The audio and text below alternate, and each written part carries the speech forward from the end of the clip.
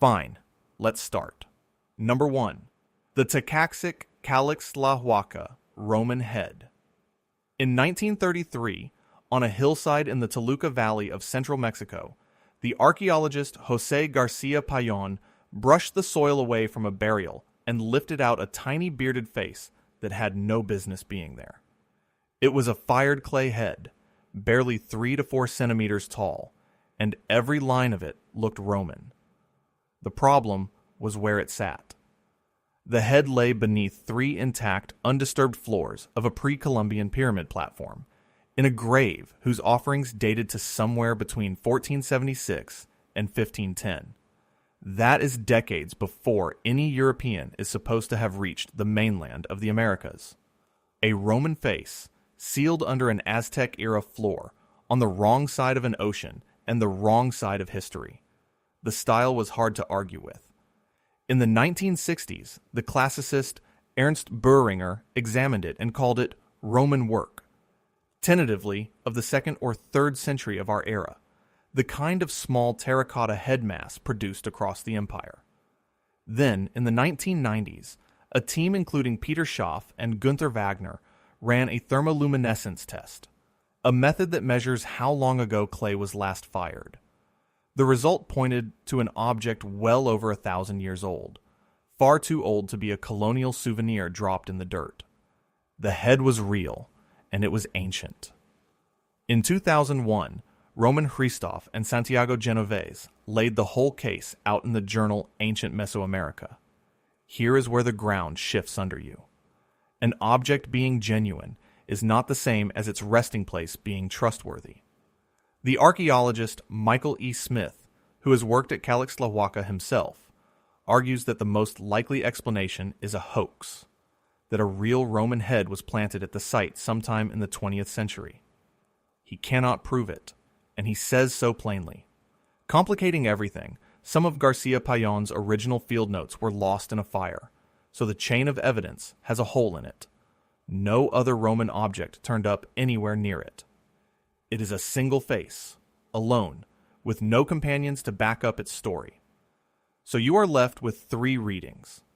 The mainstream one says the head is authentic, but its context is contaminated, a modern intrusion. The diffusionist one says it drifted across the Atlantic in a shipwreck, a stray fragment of Roman cargo carried by currents. The most cautious one simply admits we do not know how it got there. It is worth naming the setting, because it matters to the debate. Calixtlahuaca was a city of the Matlatzinca people, later brought under the control of the Aztecs, the Mexica. So the burial the head came from belongs to a fully documented and fully American world, which is exactly why a Roman face inside it is so jarring. The style has been compared to a class of small mass-produced Roman terracottas, and the head has become a favorite of those who argue for contact across the Atlantic before Columbus, alongside disputed Roman-looking finds reported from Brazil. What makes this the perfect place to begin is that it teaches the lesson the rest of this list depends on. The object can be perfectly real, while the tale wrapped around it is completely unproven.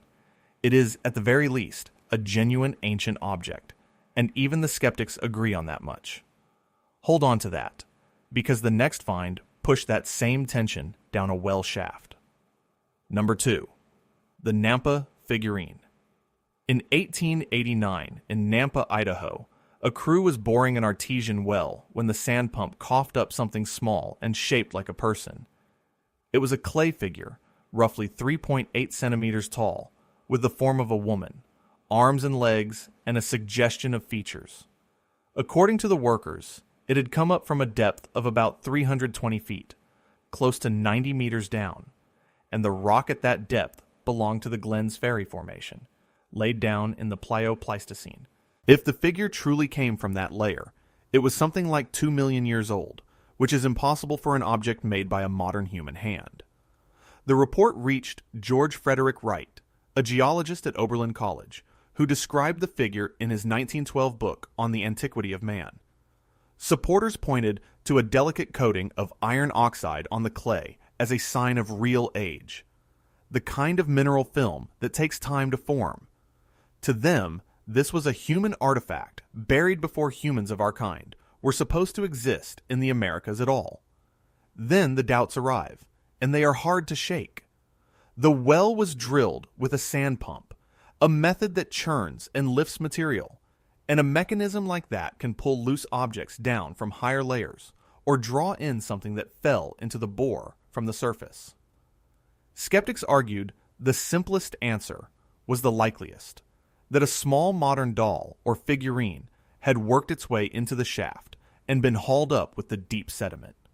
The Idaho State Historical Society examined the piece, and no comparable figures ever turned up in a properly controlled dig nearby to confirm it. That absence matters. One object with an extraordinary claim and no siblings in the record is a fragile thing to build a revolution on. This is the trap of a machine-made discovery.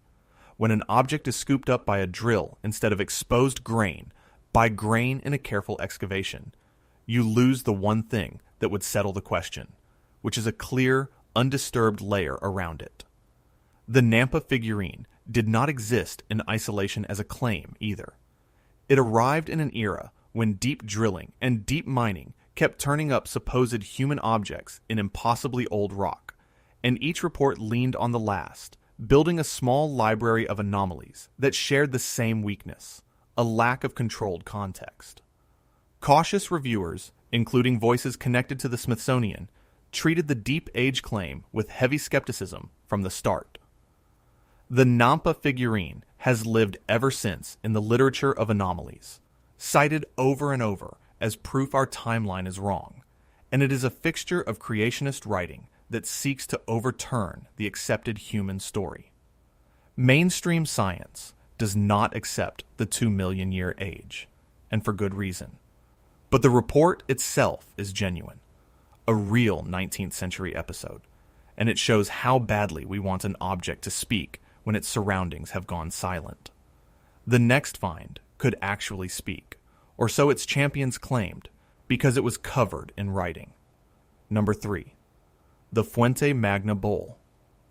Near the shore of Lake Titicaca in Bolivia, not far from the ruins of Tiwanaku, a heavy carved stone bowl came to light in the early to middle 20th century, and it carried a shock inside it.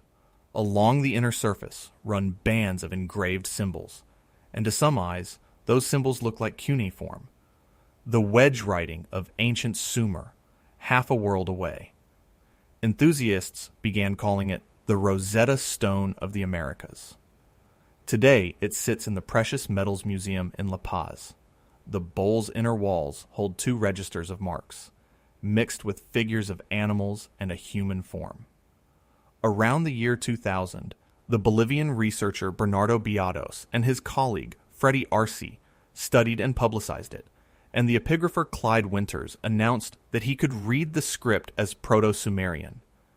If that were true, it would mean people carrying a Mesopotamian writing system had reached the high Andes thousands of years ago, and it would tear up the accepted story of how the Americas were peopled. Now, the cold water. Assyriologists, the scholars who actually specialize in ancient Mesopotamian writing, have not accepted Winters' translation, and it has never passed peer review by that field. Mainstream archaeologists treat the Sumerian in Bolivia idea as pseudoscience. The alternative explanations are far more grounded. The marks may be local Andean motifs that were never a writing system at all, or a genuine object decorated in a way we simply cannot read, or in the worst case, a modern embellishment. The discovery itself is poorly documented, with conflicting accounts of exactly when and how it was found, which is never a good sign. There is a name for what may be happening here. Apophenia, the human habit of seeing meaningful patterns in random marks, is a powerful force, and it has fueled a long history of dubious script decipherments. The crucial split is the same one we met with the Roman head. The bowl is a genuine object, physically present in a museum. That is not in dispute. What is in dispute is whether the writing on it means anything, and whether anyone has actually read it. In the fringe literature, the bowl rarely travels alone. It is usually paired with the nearby Pococha monolith, a stone figure also said to carry a readable ancient script, and the two are presented together as a matched set of proof. Neither reading has been accepted by the specialists, whose whole career is ancient writing. Tiwanaku was a real and sophisticated civilization, at its height between roughly 500 and 1000 of our era, but nothing in the accepted record connects it to Sumer. Some see a fertility goddess in the bull's central figure, which is a perfectly reasonable Andean reading that needs no ocean crossing at all. The bull endures as one of the most cited impossible inscriptions in the Americas, and it hands us straight into an even bolder claim that ancient people did not just write like the old world, but flew like the modern one. Number 4. The Quimbaya Golden Jets. Under a museum spotlight in Bogota, a small gold figurine catches the light, and if you squint, it looks unmistakably like a fighter jet. Swept back wings, a solid body, and a tall, upright fin at the tail. These are pre-Columbian gold objects from the gold-working cultures of Colombia, cast around 1000 of our era, and a handful of them have a shape so aerodynamic that in the 1990s, writers began calling them ancient airplanes, or golden jets. The metalwork is genuine and superb. The Quimbaya and their neighbors, the Tolima and Colima, were master goldsmiths who used the lost wax technique with a gold and copper alloy called tumbaga, often enriching the surface with gold through a clever chemical process. The figures are small, usually 5 to 7 centimeters long.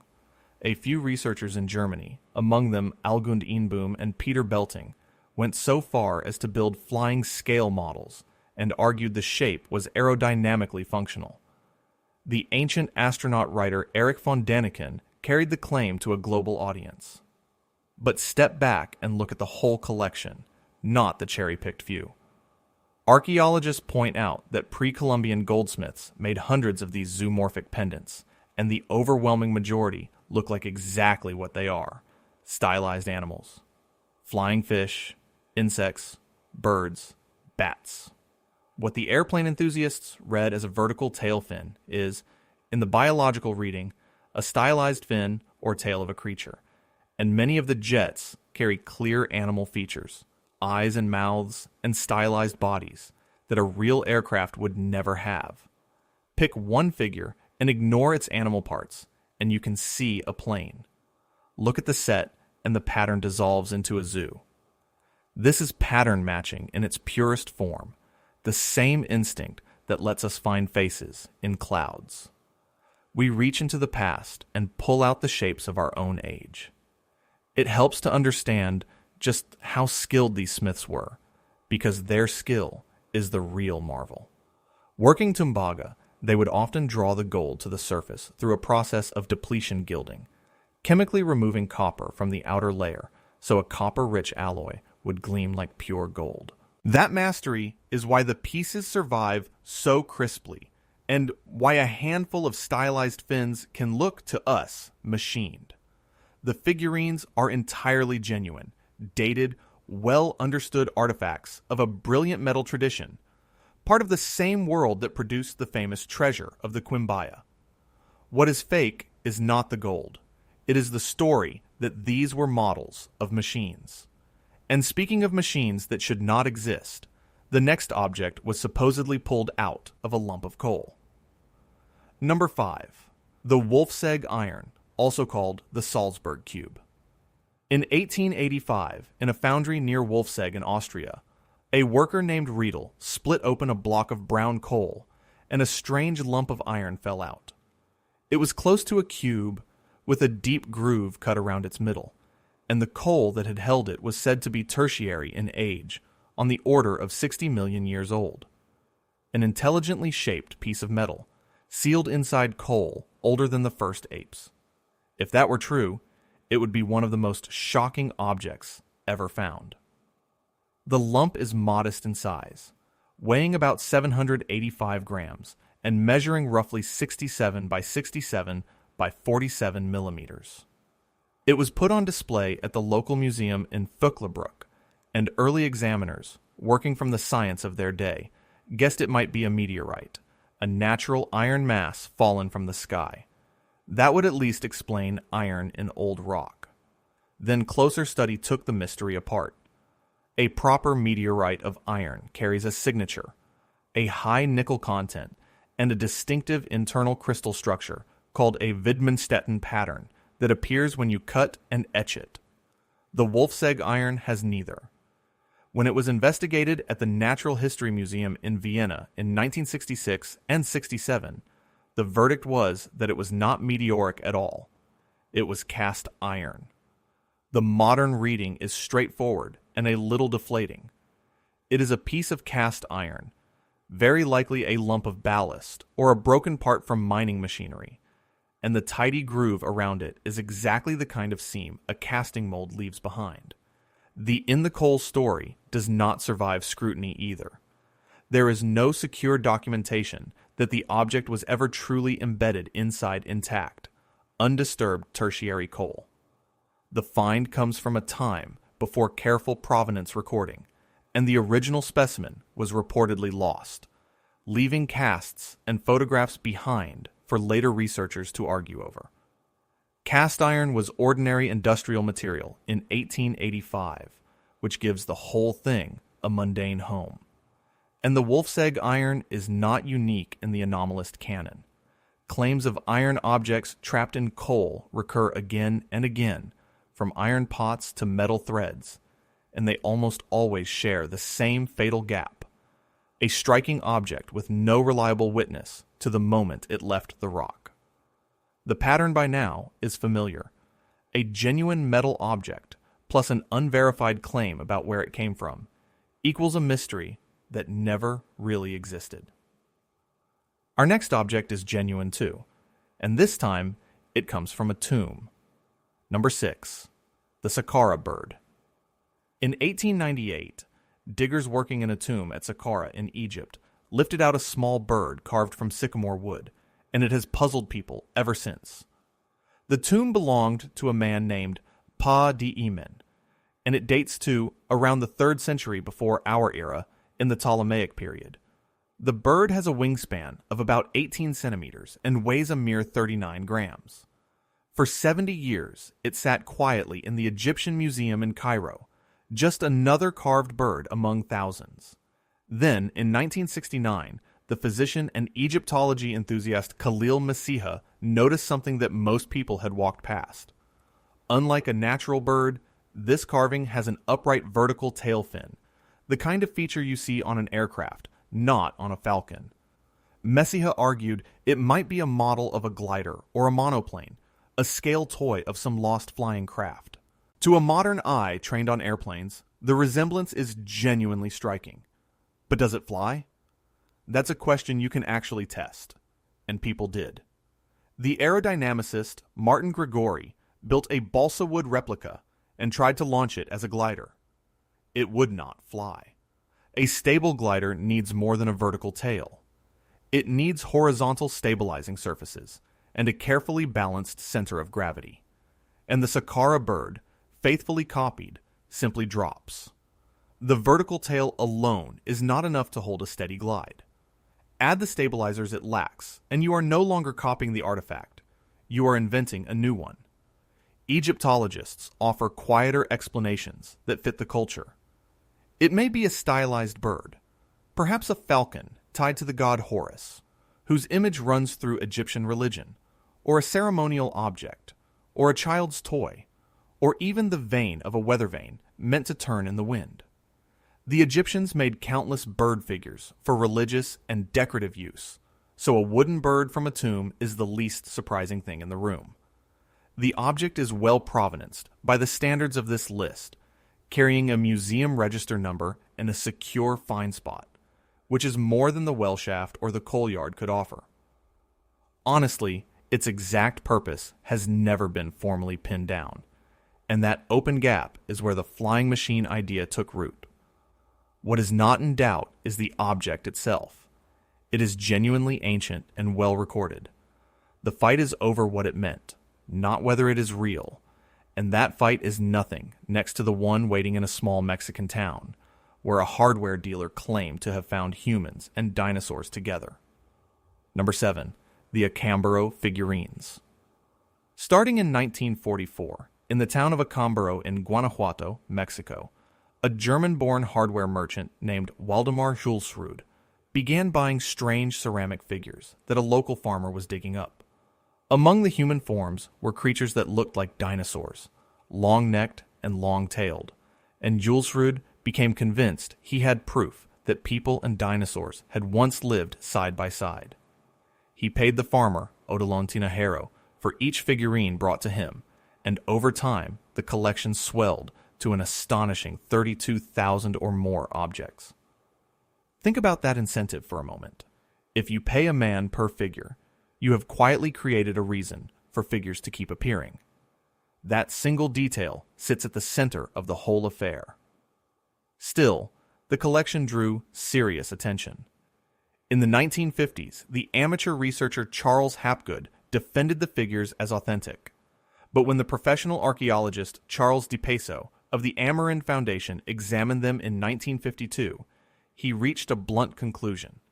They were modern fakes. He noted that the surfaces showed no genuine wear, that mold lines were still crisp, and that dirt had been pressed into the crevices to fake age. The dating history is a cautionary tale on its own. Thermoluminescence tests run in 1969 at the University of Pennsylvania at first returned ancient-looking dates, and believers seized on them.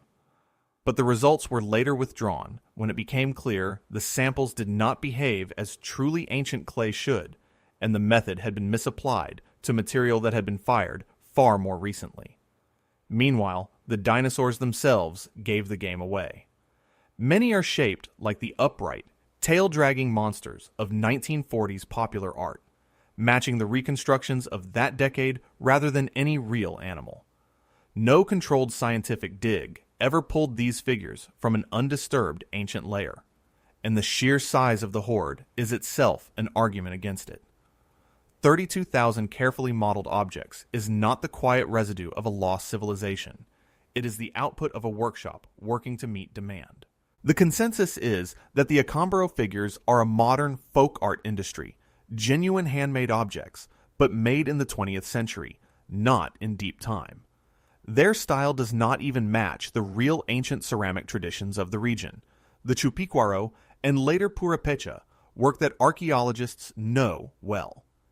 And yet the collection is real, preserved in a local museum that still bears Julsrud's name, and still argued over today. That is the strange power of a documented hoax. The objects exist, you can hold them, and that physical reality keeps the myth alive. The next object is just as physically real, but this time, the unbelievable story turned out to be true. Number 8. The Maine Penny. In 1957, on the coast of Maine, an amateur archaeologist named Guy Melgren was digging through a Native American shell midden at a place called the Goddard Site when he found a small silver coin. For years it was misread as a 12th century English penny, but when numismatists looked harder, they identified it as something far more surprising. It was a Norwegian coin, a silver penning struck during the reign of King Olaf Kyrre of Norway, somewhere between 1065 and 1080. A genuine Viking Age coin in the ground in North America. Here is the pivot of this whole list. Everything before this has been an object whose incredible story fell apart. The Maine Penny is the opposite. Its story sounds just as impossible. Norse silver at a pre-Columbian American site, and yet it is accepted as real. The reason it holds up is context, the very thing the other finds lacked. The coin was drilled with a small hole, as if worn or traded as an ornament. It was found among thousands of indigenous artifacts, and crucially, one of those artifacts was a Dorset culture tool from Arctic Canada. That detail is the key that unlocks the mystery, because we know the Norse were genuinely in North America. The confirmed Viking settlement at L'Anse aux Meadows in Newfoundland proves Norse ships reached these shores around the year 1000. The accepted explanation for the coin is not that Vikings sailed into Maine. It is that the coin passed hand to hand along indigenous trade networks, moving south from Norse contacts in the Arctic or Newfoundland, along the same routes that carried that Dorset tool. The Goddard site was a busy trading center, occupied roughly between 1180 and 1235, and long-distance exchange was exactly what happened there. A few scholars have raised the possibility that the coin was planted, but the weight of opinion treats it as authentic, and it is held today by the Maine State Museum. It is the only Norse coin found in the United States that most experts accept as genuine. The contrast with a famous fraud sharpens the point. The Kensington runestone, a slab found in Minnesota carrying a Norse inscription, is widely regarded as a 19th century hoax, and its name is a byword for Viking in America nonsense. The Maine Penny sits in the opposite category. It corrects a lazy assumption that every claim of Vikings in America must be a fraud. Sometimes the find that sounds too outlandish to be real is simply, quietly true, backed by a trade route and a second Arctic object sitting right beside it. Which brings us to a set of objects that are absolutely genuine, absolutely ancient, and still completely unexplained. Number 9. The Roman Dodecahedra. In 2023, a group of local archaeologists digging near Norton Disney in Lincolnshire, England, lifted a green, 12-sided lump of bronze out of the earth, and it looked less like a Roman relic than a piece of modern sculpture. It is a hollow object with 12 flat pentagonal faces, each pierced by a round hole, with small knobs projecting from every corner where the faces meet. More than 130 of these things have been found across the old Roman Empire, and after all this time, nobody knows what they were for. They date to roughly the 2nd to 4th centuries of our era, and they cluster in the northwestern provinces, in Gaul, in Britain, in Germany. They range from about 4 to 11 centimeters across. The holes are not uniform. On a single object, the openings are deliberately made in different sizes. And here's the part that keeps them mysterious. Not one surviving Roman text mentions them. For an object made in the dozens, distributed across a continent, and clearly crafted with care, that silence is deafening. So the theories multiply. Some say the dodecahedra were surveying instruments, using the different sized holes to judge the distance to a target of known size. Others insist they were knitting tools, and modern crafters have actually produced glove fingers by wrapping yarn around the knobs and holes. Still others propose candle holders, gaming dice, religious or ritual objects, or calendar devices for gauging the right time to sow crops. Every one of these ideas has supporters, and none can be proven, in part because the objects were never standardized in size, which is a strong argument against any use as a precise measuring tool. What we can say for certain is that they are real. They are genuine Roman bronze, finely cast, undisputed by anyone, and displayed in museums across Europe, including the Gallo-Roman Museum in Tongeren in Belgium. Many were buried in coin hoards, which tells us their owners valued them enough to hide them away. There is even a rarer cousin, a 20-sided Roman icosahedron, which only deepens the puzzle rather than solving it. The one from Norton Disney is unusually large and beautifully preserved, about 8 centimeters across, and it renewed public fascination all over again. The dodecahedra are the honest kind of mystery, an object that is completely authenticated and completely unexplained. They feel fake precisely because they look like something a modern artist would make, and that clash between their ancient date and their futuristic form is exactly why they belong here. Our final object closes the circle because it is a mystery that science actually solved. Number 10. The Iron Pillar of Delhi. In a stone courtyard in the Qutb complex in Delhi stands a slender dark column of iron that has refused to rust for roughly 1,600 years. It rises about 7.2 meters, over 20 feet, and weighs more than 6 tons. It was raised in the Gupta period, around 400 to 415 of our era, most likely under the Emperor Chandragupta II, and an inscription in Brahmi script dedicates it to the god Vishnu in honor of a king named Chandra, An ancient iron pillar that will not corrode sounds like a fable, right up until you read the chemistry. For centuries, the pillar has stood in the open air, and while ordinary iron would have rusted to a ruin long ago, this column carries only a thin, stable film on its surface. In 2003, the metallurgist R. Balasubramaniam of the Indian Institute of Technology at Kanpur published the explanation, and it is a triumph of materials science rather than magic. The protective layer is a compound, sometimes called misawite, a film of iron, oxygen, and hydrogen that formed over the surface and sealed it. Why did it form on this pillar, and not on modern iron?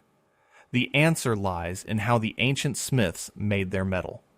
The iron of the Delhi pillar has an unusually high phosphorus content, around 1%, and very little sulfur.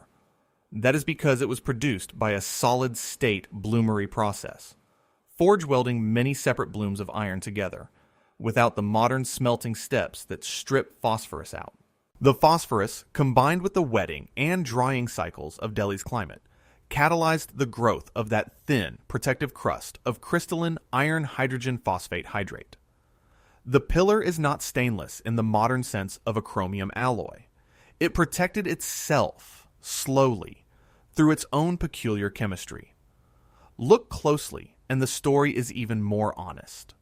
The base of the pillar, buried in soil and moisture, actually shows more corrosion than the clean, exposed shaft above, exactly as the chemistry predicts. The pillar was very likely moved to its present spot during the medieval period, and it once stood crowned by an image of Garuda, the divine bird, in keeping with its dedication to Vishnu. The paleography of the inscription fixes the date firmly to the early 5th century, so there is no dispute about its age. This is a genuine monument, part of the UNESCO-listed Qutb Minar complex, and it demonstrates that ancient Indian metallurgists achieved something that modern industry struggled to match for a very long time. It is the reassuring end of our list, the impossible object that turned out to be entirely real and entirely explainable, once we asked the right questions. Line these 10 up, and a pattern comes into focus. They fall into 3 groups. First, the objects that are genuine, ancient, and now well understood, the Roman Dodecahedra, the Delhi pillar, and the Maine Penny. Second, the objects that are physically real, but whose dramatic story sits under a cloud, the Roman head, the Fuente Magna bowl, the Saqqara Bird, the Quimbaya figures, and the Wolfsegg iron. Third, the objects that are documented and yet discredited, the Acámbaro figures and the Nampa Figurine. So what makes a real find sound fake? Usually one of 3 things. It is out of place in time or geography, like Norse silver in Maine or a Roman face in Mexico. It resembles a piece of modern technology, like a golden jet or a wooden glider. Or it challenges an accepted timeline, like a figurine that would have to be 2 million years old. Any of these triggers the instinct that says, this cannot be true, and that instinct cuts both ways. It makes us dismiss the Maine Penny too quickly, and it makes us believe the golden jet too eagerly. The same reflex that protects us from hoaxes can blind us to the genuine strangeness that history actually contains. The deeper lesson is the one we started with. The authenticity of an object is a separate question from the authenticity of the story told about it. A Roman head can be genuinely Roman and still have been planted. A bowl can sit in a museum and still carry marks that no one has really read. Provenance and stratigraphy, the careful record of exactly where and how a thing was found, are what decide the case. And that is exactly what the machine dug well and the coal yard lump could never provide. Incentives matter too. Pay a man per figurine, and figures will appear. And science, at its best, corrects itself, which is why those Acámbaro dates were withdrawn once the method was understood. Replication is the great equalizer, the flight test that grounds a glider, the metallurgy that explains a pillar.